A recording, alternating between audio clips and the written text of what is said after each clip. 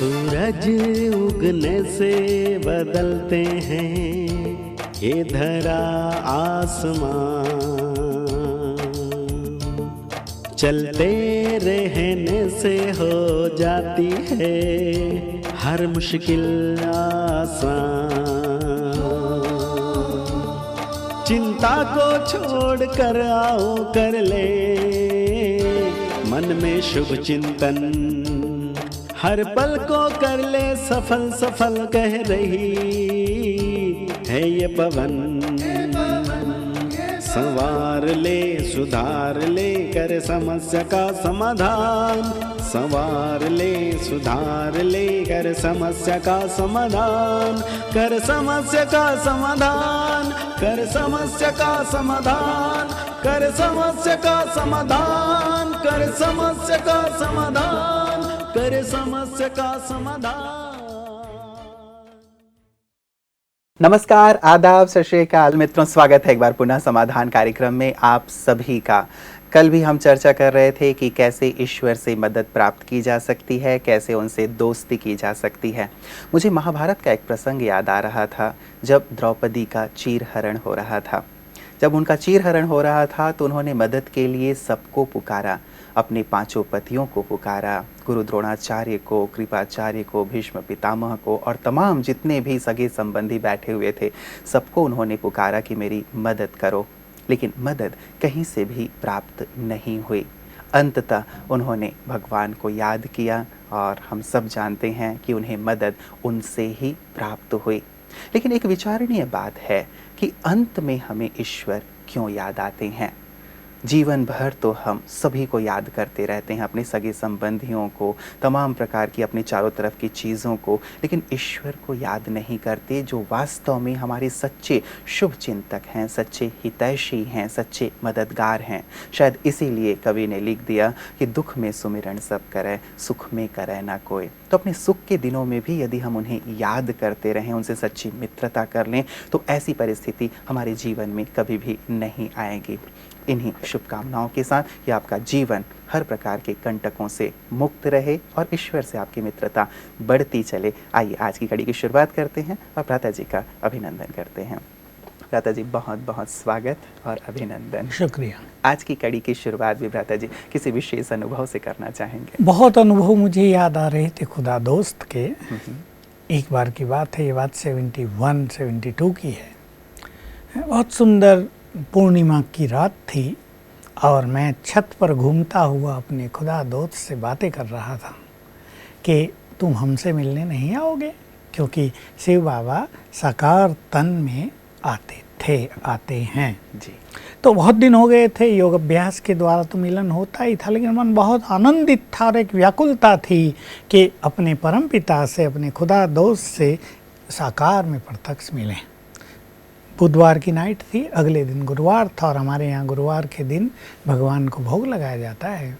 तो हमारी एक बहन जो ट्रांस मैसेंजर थी, अभी वो नहीं है, वो भोग लगाने के लिए ध्यान में गई है।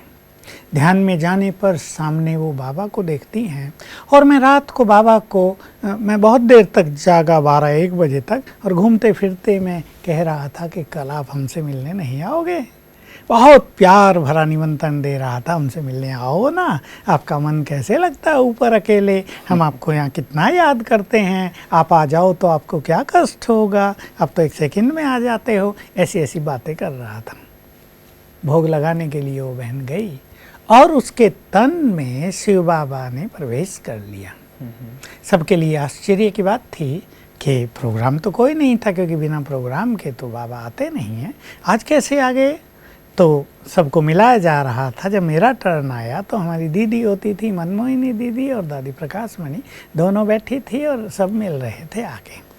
तो मेरा जब टर्न आया तो बाबा मुस्कुराए और कहा, बच्चे रात को कितनी बार निमंत्रण दिया है। तो मैं मुस्कुरा रहा था, नींद की या नहीं की, देखो बाप तुम्हारे निमंत्रण पर आ गया। फिर ये बात कोई नहीं सुन रहा था, केवल मैं सुन रहा था। फिर दीदी की ओर बाबा ने देखा, दीदी मनमोहिनी, दीदी आपने तो बाप को नहीं बुलाया, कैसे आ गए। फिर मेरी ओर देखा, कितनी बार निमंत्रण दिया रात को। फिर दीदी की ओर देखा, फिर कहा आपने तो नहीं बुलाया। फिर कहा, एक बहुत रहस्य की बात कही जिससे मुझे बहुत नशा चढ़ा, बड़ी हायर कॉन्शियसनेस मेरी बननी प्रारंभ हो गई। बाबा ने कहा कि बाप जो सर्वोच्च अथॉरिटी है, सबसे बड़ी सत्ता है, वो बिना किसी अथॉरिटी के निमंत्रण के नहीं आ सकता। फिर मुझे देखा कितनी बार बुलाया है, बस और आगे कुछ नहीं कहा। दीदी दादियों को बिल्कुल नहीं पता किसने बुलाया, किसने निमंत्रण दिया। उनसे बाबा पूछ रहा, आपने तो नहीं बुलाया, कैसे आए? यहाँ से मुझे बहुत ग्रेट अवेयरनेस हो गई और मुझे लगा कि मेरा शिव बाबा से, ब्रह्मा बाबा से बहुत गहरा नाता है, मेरे बुलाने पर वो आ जाएंगे। और तब से मैंने इस कॉन्फिडेंस के साथ अनेक बार बाबा को बुलाया और सूक्ष्म रूप से भी अनुभव होता रहा कि वो आते हैं। एक सुंदर अनुभव और खुदा दोस्त का सुनाना चाहूँगा, फिर आगे बढ़ेंगे। बात 82 की है। हमारा आश्रम बहुत छोटा था, लेकिन एक प्रोग्राम था तो 2200 लोग आ गए। 2200 का हमारे यहाँ ना एकोमोडेशन था, ना खाने पीने की व्यवस्था थी, लेकिन खाने पीने का प्रबंध तो हमें करना ही होता था। चलो उनको सुला दिया, इधर उधर सब जगह टेंट लगा के 2200 लोग। गुरुवार का दिन था, हम भोग की तैयारी कर रहे थे और 2 बजे सवेरे उठकर, हम 5 भाई होते थे किचन में, मैं जिम्मेदार था, उधर भोली दादी हमारी इंचार्ज हुआ करती थी। हमने भोग बनाया। 7 बजे क्या होने लगा, मुझे बुखार होने लगा, शरीर बिल्कुल थकने लगा और फिर भोग लगा बाबा को। तो हम वहीं किचन में, हमारी बोरियां पड़ी थी, बोरियों पे बैठ के ही योग लगा रहे थे। अब 8 बजे और मुझे बुखार तेज हो गया और मैं अपने खुदा दोस्त को कहा, भगवान को याद दिलाने की तो क्या बात, लेकिन मैंने अपने भोली बुद्धि से याद दिलाया, a friend in need is a friend in deed.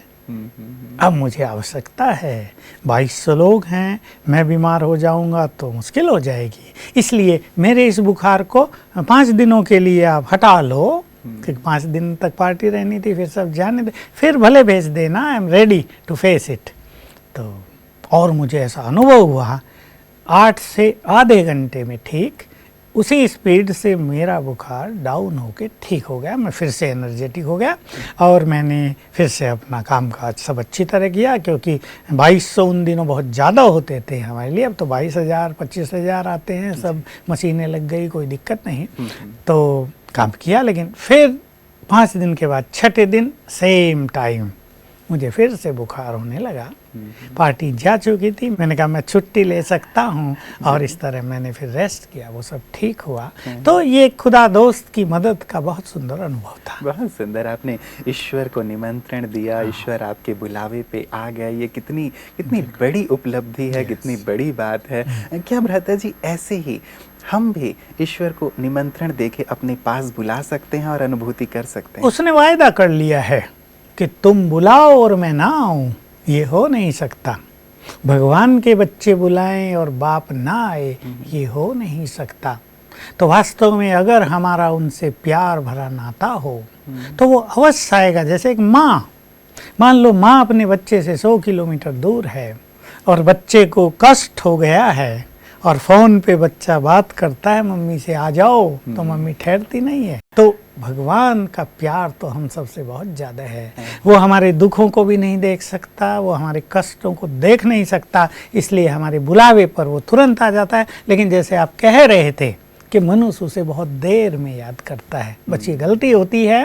और अगर उसकी याद हमें आए, इसका तरीका है कि हम इसकी बहुत अच्छी आदत डालें, उससे अपना नाता जोड़ लें, अपने परिवार का हेड उसे बना लें, अपनी जिम्मेदारियां उसको सौंप दें, तो वो हमारी बहुत केयर करेगा। और फिर हमारे दुख नहीं होंगे, उसके दुख होंगे, हमारी समस्याएं नहीं होंगी, उसकी होंगी, और वो बंध जाएगा उन सबको ठीक करने के लिए। बिल्कुल, इन सुंदर अनुभवों को भ्राता जी आपसे सुनते रहेंगे, बड़ा ही आनंद आ रहा है और महसूस हो रहा है। जब ऐसा लगता है कि जब आप इस अनुभव को कर सकते हैं और जब आप कहते हैं कि ऐसा अनुभव हर एक व्यक्ति कर सकता है, तो लगता है कि सचमुच हम भी उससे ऐसा ही समीप का नाता जोड़ सकते हैं और फिर तो हमारे पास कोई समस्या रहेगी ही नहीं। लेकिन कुछ समस्याएं आई हुई हैं भ्राता जी हमारे पास मेल के थ्रू, मैं आप उनकी ओर लिए चलता हूँ आपको। ये सोनल जी हैं जो नासिक से हमें लिख रही हैं और ये कहती हैं कि मैं रोज़ समाधान प्रोग्राम देखती हूँ और सूर्य भाई जी जो सुझाव बताते हैं वो भी बहुत इफ़ेक्टिव हैं। मैं 4 साल से ब्रह्मा कुमारी से जुड़ी हुई हूँ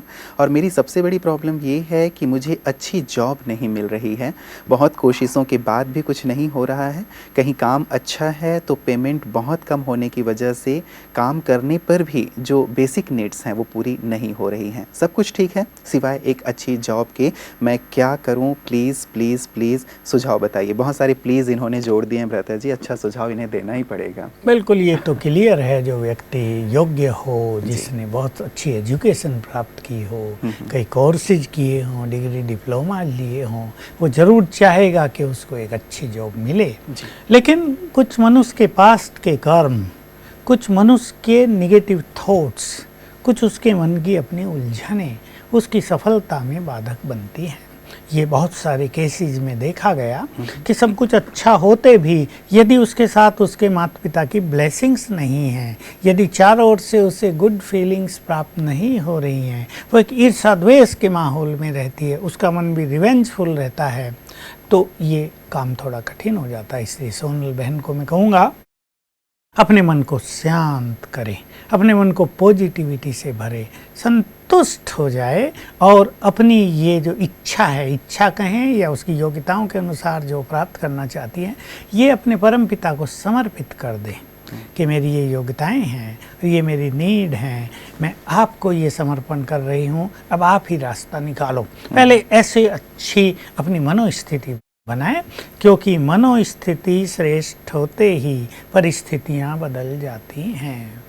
मैं ये अनुभव बहुत बार सुना चुका हूँ कि जिन बच्चों की मनोस्थिति बहुत सुंदर है, बी कर रहे हैं, फाइनल ईयर होने से पहले, फाइनल सेमेस्टर से पहले ही जॉब मिल जाती है। जिनकी मनोस्थिति अच्छी नहीं है वो 1-2 साल इंतज़ार करते रहते हैं। ऐसे बहुत सारे अनुभव हैं, तो मैं इनको भी एक योग की विधि सजेस्ट करना चाहूँगा। रोज़ सवेरे उठते ही 7 बार संकल्प करेंगी, मैं मास्टर सर्वशक्तिवान हूँ, विघ्न विनाशक हूँ और सफलता मूर्त हूँ। तो 7 बार ये तीनों संकल्प तीनों इसी क्रम से जी। मैं मास्टर सर्वशक्तिवान हूँ, शक्तियाँ एक्टिव हो जाएंगी, विघ्न विनाशक हूँ, वो शक्तियाँ विघ्नों को नष्ट करने लगेंगी, सफलता मूर्त हूँ तो सफलता की ओर ले चलेंगी। फिर 1 घंटा इन्हें 21 दिन तक योग अभ्यास भी करना है, ये तीनों ही संकल्प करके। योग अभ्यास बहुत अच्छा हो, पावरफुल हो, उसमें एकाग्रता बहुत अच्छी हो, इसलिए ये ऐसा समय चुन ले जब इसकी एकाग्रता बहुत अच्छी होती है।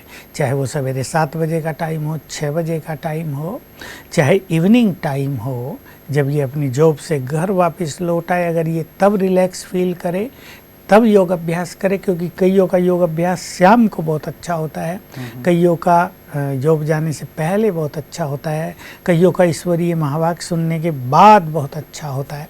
जब इनका योग का अनुभव अच्छा होता हो, ये 1 घंटा योग करे 21 दिन तक, तो निश्चित रूप से इसे गॉडली ब्लेसिंग्स मिल जाएंगी और अपने टैलेंट्स और क्वालिफिकेशन के अनुसार इसको अच्छी जॉब मिल जाएगी। बिल्कुल। तो ये योग का अभ्यास भ्राता जी 21 दिन करने के बाद, कई बार ऐसा होता है कि 21 दिन हमने कर लिया लेकिन अपेक्षित सफलता नहीं मिली, तो क्या हमें उसे कंटिन्यू करना चाहिए? ये भी कुछ केसेज में होता है, क्योंकि इसमें 2 ही कारण होते हैं।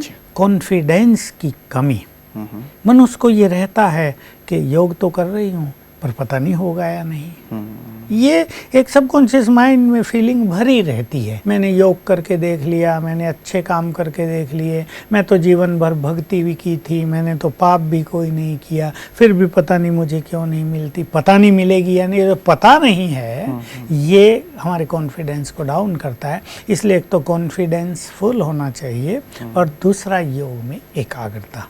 अगर ये है तो सफलता अवश्य मिलेगी। फिर भी अगर मान लो लो ऐसा कभी कभी नहीं होता, कभी कभी मार्ग में दीवार जरा पावरफुल होती हैं, तो 21 दिन दोबारा कर लेना चाहिए। बिल्कुल, चलिए हमारी शुभकामना रहेगी भ्राता जी सोनल जी के लिए कि जल्दी से जल्दी उन्हें जैसी इच्छित जॉब वो चाहती हैं वैसी प्राप्त हो जाए।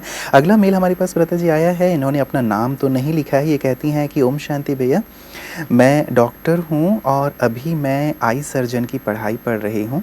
मुझे ज्ञान से जुड़े हुए 7 साल हो गए हैं और एक बार माउंट आबू भी बाबा से मिलने के लिए मैं आ चुकी हूँ। मेरी समस्या ये है कि मेरे बचपन में मेरे मम्मी पापा मुझे बहुत डांटते और मारते थे। कोई भी छोटी गलती की बहुत बड़ी सज़ा वो मुझे दे दिया करते थे। मेरे मम्मी पापा भी डॉक्टर हैं, वो बहुत बिज़ी रहते थे, इसलिए वो मुझे अपना ज़्यादा समय नहीं दे पाते थे, पर इसका इफ़ेक्ट मेरे ब्रेन पर बहुत ज़्यादा पड़ा है। मैं बहुत डरने लग गई हूँ छोटी छोटी बातों पर, और मेरे मम्मी पापा ने मुझे कभी प्यार से उन्होंने कभी बात नहीं की है, तो वो भी मेरे ऊपर एक असर डाले हुए हैं। और अब मैं चूँकि पढ़ाई पढ़ रही हूँ आई सर्जन की, तो इसमें मुझे कॉन्फिडेंस की और अच्छे कंसंट्रेशन की भी आवश्यकता है। तो कृपया बताएं कि ये जो पास्ट का एक जो भय मेरे अंदर समाया हुआ है पेरेंट्स की तरफ से, और ये जो कंसंट्रेशन बढ़ाने की बात है, ये दोनों बातें कैसे मैं सहज कर सकती हूँ। बच्चे माँ बाप की फीलिंग को नहीं समझते, और कहीं कहीं माँ बाप बहुत व्यस्त होने के कारण बच्चों को प्यार नहीं दे पाते। ये आजकल समाज में, परिवारों में ज़्यादा होने लगा है। माँ भी जॉब पर है, अब वो बेचारे थक के आते होंगे, ये कुछ जरा सी गलती कर देगी तो अपना सारा टेंशन इस पे उड़ेल देते होंगे। यही प्राय परिवारों में होता है, क्योंकि डॉक्टर हो या कोई बड़ा ऑफिसर हो, टेंशन तो सबके पास रहती है, मानसिक थकान भी सबको हो जाती है। और बच्चे भी उस चीज़ को फील नहीं करते कि माँ बाप की डांट उनका प्यार है, उनकी डांट में उनका प्यार समाया हुआ है। क्योंकि बच्चे दूसरा रूप देखना चाहते हैं ना, बच्चों की बुद्धि इतनी मैच्योर तो नहीं होती। ये केसेस बहुत जगह होते रहते हैं कि बच्चों को प्यार नहीं मिलता, तो या तो वो कहीं और जगह प्यार की तलाश करते हैं, या ये जो माँ बाप की डांट है उन्हें भयभीत कर देती है और उनके कॉन्फिडेंस को डाउन कर देती है, क्योंकि वो मैच्योर नहीं होते, वो उसको उस ढंग से नहीं लेते हैं। इसलिए इस क्वेश्चंस के आधार से हम सबको ये कहना चाहेंगे, अपने बच्चों को प्यार अवश्य दें। गलती तो वो करेंगे, वो बच्चे हैं, वो युवक हैं, उनकी अपनी भी एक्सपेक्टेशंस होती हैं, कई तृष्णाएं, कई वासनाएं उनके अंदर से भी निकलती रहती हैं। इसमें उनका दोष नहीं होता है, वो पराधीन होते हैं, वो गलती करते हैं, लेकिन माँ बाप प्यार दें, प्यार से समझाएं, उनकी पालना भी अच्छी तरह करें। जैसे छोटी सी बात है, आजकल आम का सीज़न है, आम घर में आए, लड़कों को ज़्यादा खिला दिए, लड़की को नहीं दिए, या देखा कि माँ थोड़ा पक्षपात कर रही है, तो बुद्धिमान तो है ना लड़की भी, तो वो देखकर डिप्रेस अवश्य होती है। इसलिए माताओं को, जो स्वयं नारी हैं, ये भेदभाव नहीं करना चाहिए। नारी को नारी का सम्मान करना सीखना ही पड़ेगा। आज हमारे समाज में, परिवारों में एक विडंबना हो गई है कि हमारी मातृशक्ति बच्चों का, लड़कियों का महत्व नहीं समझ पा रहे। यद्यपि आज वो बराबर की हो गई हैं, किसी भी फील्ड में वो पीछे नहीं है, चाहे एजुकेशन का फील्ड हो, चाहे पैसे कमाने का हो, चाहे साइंटिस्ट बनने का हो, चाहे बड़े बड़े पद संभालने का हो। तो हमारी जो माताएं हैं, मातृशक्ति, उन्हें भेदभाव का मार्ग छोड़ देना चाहिए। मैं ये सबको कहना चाहूँगा। अब मैं आता हूँ इस पर। इसने 7 साल से ज्ञान भी लिया है। अब ये पहला तो एक संकल्प करे, स्वयं भगवान मेरा साथी है। ठीक है, इसको लौकिक माँ बाप से प्यार नहीं मिला, ये अपने पारलौकिक माता पिता से प्यार लेती रहे। रोज सवेरे उठ के उनसे बातें किया करे, उनसे अपना नाता जोड़ ले। तुम ही मेरे सच्चे मित्र हो, माता पिता हो, तो उनकी ओर से प्यार की फीलिंग इनको आने लगेगी, इनका चित्त आनंदित होने लगेगा। तो इनको अपने मन को बैलेंस में करना बहुत आवश्यक है, क्योंकि ये सर्जरी एक अच्छी कंसंट्रेशन चाहती ही है और इम्पोर्टेंट समय है। इस समय जो इनकी क्वालिफिकेशन हो जाएगी, वो पूरा जीवन इनके काम आएगी। अन्यथा एक छोटी सी भी कमी बार बार जब ये ऑपरेशन करेंगी, इनको एक कमी के रूप में दिखाई देगी। इसलिए मैं इनको कहूँगा कि हमारी छोटी बहन बिल्कुल भयभीत न हो और रोज़ सवेरे उठकर ये संकल्प किया करें, मैं सर्वशक्तिवान की संतान, मास्टर सर्वशक्तिवान हूँ, निर्भय हूँ। 7 बार रोज। तीसरी बात, माँ बाप के लिए इसके मन में नेगेटिव फीलिंग तो हैं कि काश हमारे माँ बाप हमें प्यार देते तो आज हम कुछ और होते। एक रिवेंजफुल फीलिंग भी सबकॉन्शियस माइंड में भरी रहती है। भले ही माँ बाप बड़े हैं, ये छोटी हैं, वो माँ बाप इसको बहुत प्यार करते ही होंगे। वो भी देख रहे होंगे हमारी बच्ची अब सर्जन बनेगी, आई सर्जन, नाम कमाएगी, धन कमाएगी, लोगों को सुख देगी, आंखें देगी, कितनी बड़ी बात है। तो मैं इसको कहूँगा, अपने माँ बाप को सच्चे मन से क्षमा कर दें।